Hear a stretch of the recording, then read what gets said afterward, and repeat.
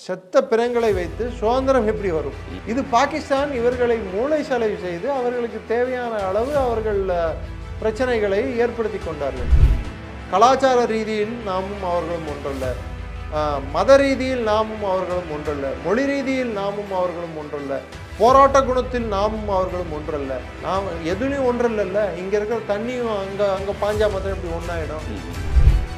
கார்கில் போறப்பையும் செய்யவில்லை, 71 இந்தியா பாகிஸ்தான் போறப்பையும் நாம் செய்யவில்லை, 65 போரிலும் நாம் செய்யவில்லை. எப்பயும் செய்யாது இப்ப செய்ய வேண்டிய தேவை எதற்கு ஏற்பட்டது?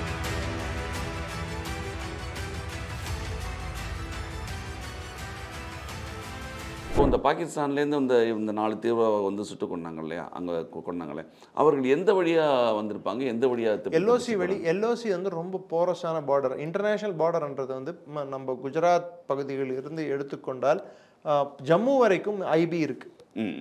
அது இன்டர்நேஷ்னல் பவுண்டரி. ராட்க்ளிஃப் லைன் அப்படின்னும். ராட்க்ளிஃப்ன்றவன் பிரிட்டன்லேருந்து ஒருத்தர் வந்தார். இந்தியாவை பற்றி ஒன்றும் தெரியாது. உடனே சுதந்திரம் கிடைக்கிற காலகட்டத்தில் எப்படியாவது பிரிக்கணும், பாகிஸ்தான் இந்தியாவை பிரிக்கணும்னு சொல்லிட்டு பிரிட்டனின் சூழ்ச்சியால் ஒருத்தருக்கு இந்த கடமை ஒப்படைக்கப்பட்டது. அவர் பென்சிலை வச்சு கிழிச்ச லைன் தான் இந்த ராட்க்ளிஃப் லைன். இந்தியாவோட எந்த வரலாறு, நிலப்பரப்பு வரலாறு எதுவுமே தெரியாது, ஒன்றும் தெரியாது. அந்த ராட்க்ளிஃப் லைனுக்கு இந்த சைடு ராட்க்ளிஃப் லைன் ஒன்று இருக்கு. அதே மாதிரி இந்தியா பங்களாதேஷை பிரிப்பதும் ராட்க்ளிஃப் லைன். ஏன்னா அப்போ ஈஸ்ட் பாகிஸ்தான், அதை பிரிப்பதும் ராட்க்ளிஃப் லைன் தான். அதே மாதிரி சைனா இந்தியாவை பிரிப்பது மக்மோகன் லைன், அது அருணாச்சல் பிரதேஷ் பக்கம், அதெல்லாம் மக்மோகன் லைன். அதே மாதிரி நமக்கு மற்ற எல்லை பகுதி பர்மா கிட்ட இருக்கிறதும் மக்மோகன் லைன் தான். ஸோ இந்த எல்லை பகுதியை பிரித்தார்கள் ராட்க்ளிஃப் லைன். ராட்க்ளிஃப் லைனின் முடிவு என்பது ஜம்மு வரைக்கும் இன்டர்நேஷனல் பார்டர் நம்மளுக்கு இருக்கு. ஏன்னா காஷ்மீர் ஸ்டேட் இணையும் போது, ஜம்மு நம்ம கூட இணையும் போது அந்த ராட்க்ளிஃப் லைனோட அது இதுக்குள்ள வந்து, ஏன்னா ஸ்டேட் அப்படியே இணைஞ்சிருச்சு. இணையும் போது அதெல்லாம் இன்டர்நேஷனல் பவுண்டரியா மாறிடுச்சு. பாகிஸ்தான் கைப்பற்றின பகுதி, இந்தியா கிட்ட இருந்த பகுதியான காஷ்மீர் அது பர்மனன்ட் லைனா இல்லை. அது ஒவ்வொரு வாட்டியும் கை மாறி கொண்டிருந்தது. 65ல ஒரு வாட்டி அவங்க கிட்ட போச்சு, திரும்பி நம்ம கிட்ட அஜிபீர் பாஸ்ன்றது 2 முறை கை மாறி இருக்கு. ஸோ இந்த காரணத்தால் அந்த பகுதியை நம்ம ஃபென்ஸ் பண்ணல, எந்தவித அரண்களையும் நாம் அமைக்கவில்லை. மற்ற இந்தியாவோட மொத்த எல்லை, ராஜஸ்தான், பஞ்சாப், இங்கெல்லாம் பார்த்தீங்கன்னா எலக்ட்ரிக்கல் ஃபென்சிங் இருக்கு, மானிட்டரிங் இருக்கு, சிசிடிவி மானிட்டரிங் இருக்கு. அங்கே ஊடுருவல்கள் முடியாது, கஷ்டம். பட் பிஓகே பகுதிகளில் மலை சூழ்ந்த பிரதேசம், பல பள்ளத்தாக்குகள் உள்ளன, நீரோடைகள் உள்ளன, சுரங்க குழிகள் உள்ளன. பாகிஸ்தான் சைடில் அந்த பார்டர்லேருந்து இந்த சைடுக்கு பத்தாவதுக்கு அங்கே இருக்கும் எல்ஓசிக்கு அந்த பக்கம் இந்த பக்கம் அவங்களோட பாகிஸ்தானோட கேம்ப்ஸ், இராணுவ கேம்புகள், அந்த இடத்துக்கு நெருங்கினா போல் தான் பாகிஸ்தான் தீவிரவாத அமைப்புகளின் கேம்புகளும் உள்ளன. ஸோ அவர்கள் இந்திய இராணுவத்தின் மீது துப்பாக்கிச்சூடு நடத்தும் போது இந்த தீவிரவாதிகளை மெதுமெதுவாக இந்தியாவுக்குள் ஊடுருவ செய்வது அவர்களின் வேலையாக இருக்கிறது. நான் உங்களை பார்த்து சுட்டுட்டு இருப்பேன், நீங்க என்ன பார்த்து சுட்டு இருப்பீங்க, உள்ள விடுறது. இது இயல்பா நடக்கிற ஒரு விஷயம். இந்த அரசாங்கம் பண்ணிய ஒரு தவறா நான் நினைக்கிறது, 2019-20 வருடம் இதே ஆசிம் முனீர் ஐஎஸ்ஐயின் டைரக்டர் ஜெனரலாக இருந்தபோது, அப்போது ஒரு போர் நிறுத்த ஒப்பந்தம் முடிவானது இந்தியாவுக்கும் பாகிஸ்தான். அது எழுதப்படாத ஒப்பந்தம் தான். அதாவது இந்த எல்லை பகுதியில் சீஸ்ஃபயர், நம்ம பீரங்கி தாக்குதல்கள் ஒருத்தர் மீது ஒருத்தர் செய்ய மாட்டோம் என்று. அதனால பாகிஸ்தானுக்கு நடந்த ஒரு நன்மை என்னவென்றால், பாகிஸ்தானின் இராணுவத்தை அவர்களின் உள்நாட்டு பிரச்சனைக்கு யூஸ் பண்ணிக்கிறதுக்கு நம்ம வழிவகுத்தோம். கைபர் பக்துவான்வால, பலூச்சிஸ்தானில் நடக்கக்கூடிய பிரச்சனைகளுக்கு அவங்க அந்த இராணுவத்தை மூவ் பண்ண முடிஞ்சது. ரேஞ்சர்ஸ், பாகிஸ்தான் ரேஞ்சர்ஸ் எடுத்துகிட்டு இங்கே வச்சாங்க. நம்ம அடிப்படையாக புரிந்து கொள்ள வேண்டியது, இன்டர்நேஷ்னல் பார்டர் முழுவதும் பாதுகாப்பில் இருப்பது பிஎஸ்எஃப். ஆனால் பிஓகே அது கிட்ட இருக்கிற அந்த எல்ஓசியில் இருக்கக்கூடிய பாதுகாப்பு படைகள் யாருன்னா, அந்த எல்லையை காப்பது இந்திய இராணுவம். ஸோ இதுக்கு வித்தியாசம் நமக்கு தெரிய வேண்டும். ம். இந்திய ராணுவம் காப்பாற்றி அங்கே வந்து அந்த எல்லையை பாதுகாப்பு பணியில் ஈடுபட்டு உள்ளது. ஸோ அங்கே வந்து பீரங்கிகளை வைத்து பாகிஸ்தான் மீது நாம் தாக்குதல்களை நடத்தி கொண்டிருந்தாலோ, பாகிஸ்தானின் பங்கர்கள் பதுங்கு குழிகளை நாம் குறிவைத்து தாக்கியிருந்தாலோ துல்லியமாக தீவிரவாதிகள் ஊடுருவதற்கான காரண காரியங்கள் அவர்களுக்கு ஏதுவான ஒரு சூழ்நிலை ஏற்பட்டுள்ளது இருக்காது. ரெண்டாவது, இன்று காஷ்மீரில் இருக்கும் தீவிரவாத அமைப்புகள், அதுவும் குறிப்பிட்டு ஜம்மு போன்ற பகுதிகளில் இயங்கும் தீவிரவாதிகளில் 80 முதல் 90 தீவிரவாதிகள் இருக்கிறார்கள். அதில் கிட்டத்தட்ட 65 தீவிரவாதிகள் பாகிஸ்தானை சேர்ந்தவர்கள். இது எதை காட்டுகிறது என்றால், ஆர்டிகல் 370 போனது, அதை தள்ளுபடி கூட இல்லை, அதை ரத்து செய்த பிறகு இந்த காஷ்மீரில் நடக்கும் தீவிரவாதமானது, குறிப்பிட்டு சொல்ல வேண்டுமென்றால் காஷ்மீரில் இயங்கும் தீவிரவாத இயக்கங்களானது பாகிஸ்தானில் இருந்து ஊடுருவி வந்த பாகிஸ்தானியர்களால் நடக்கும் தாக்குதல்கள் தான். இந்திய காஷ்மீரிகள், இங்கிருக்கும் ஜம்மு வாசிகள் பாகிஸ்தானுக்கு சென்று துப்பாக்கி ஏந்தி திரும்பி இந்தியாவுக்குள் வந்து போராடும் தன்மையை மிகவும் குறைந்துள்ளது.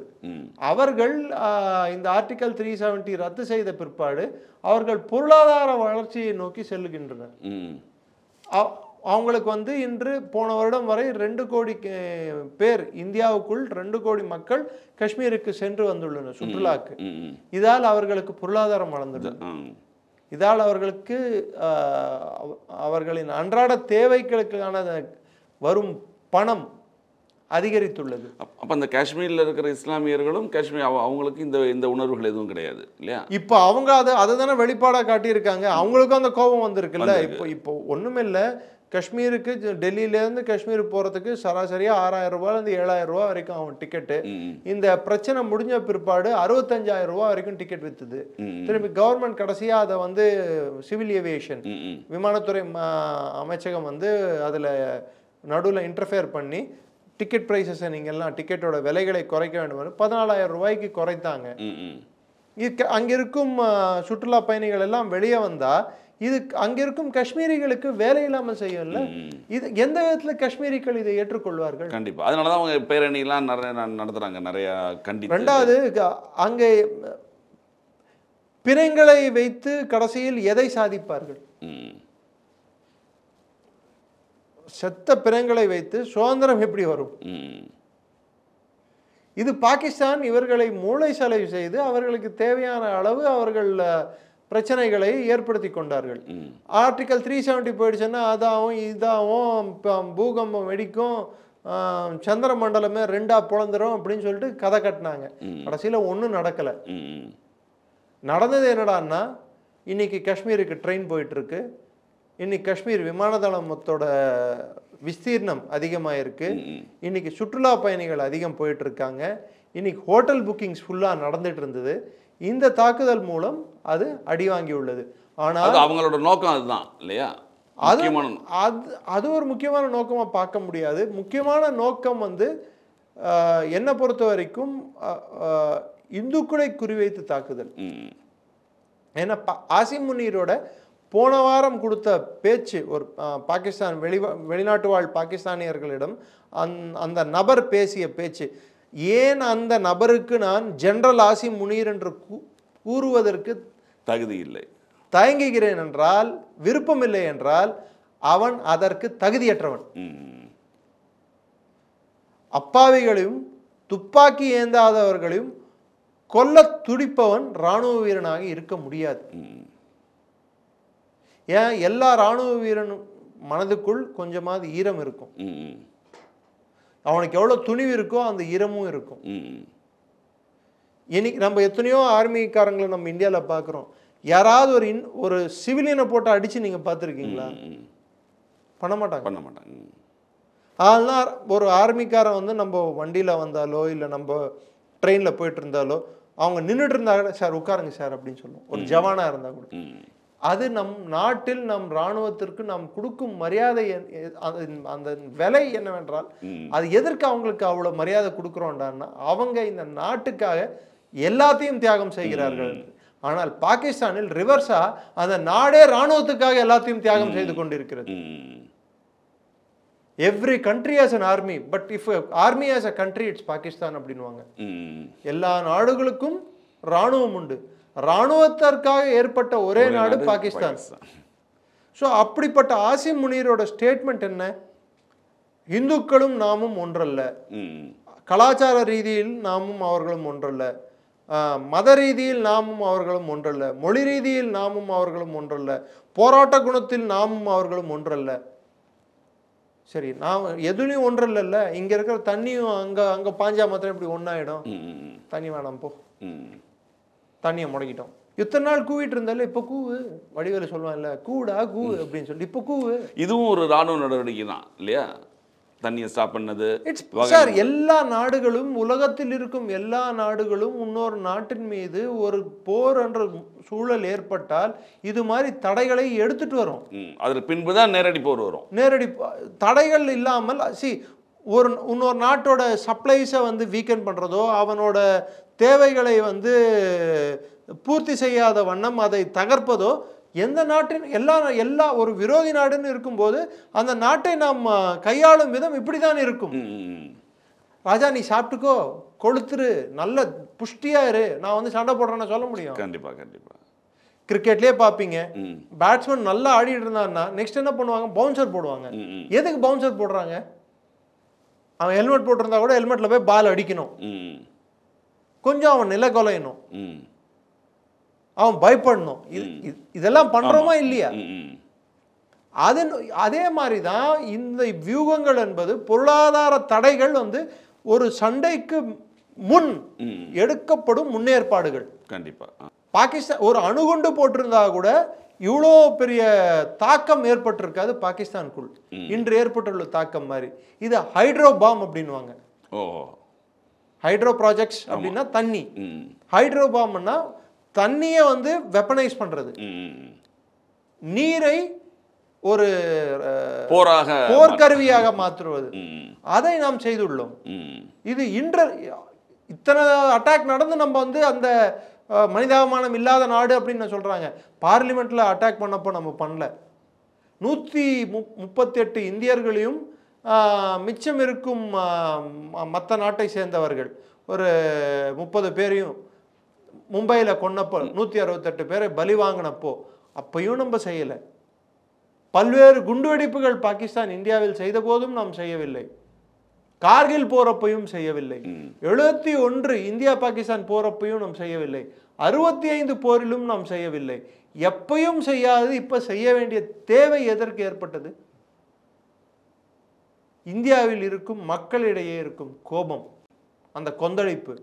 இப்பையும் நம்ம அதை செய்யலைன்னா நாம் கையாளாகாதவர்கள் என்று மக்கள் நம் அரசாங்கத்தை கருதுவார்கள். அதுவும் இப்ப இருக்கும் பிரதமர் அப்பேற்பட்ட தோற்றத்தை ஏற்படுத்திக் கொள்வார் என்று நான் நினைக்கவில்லை.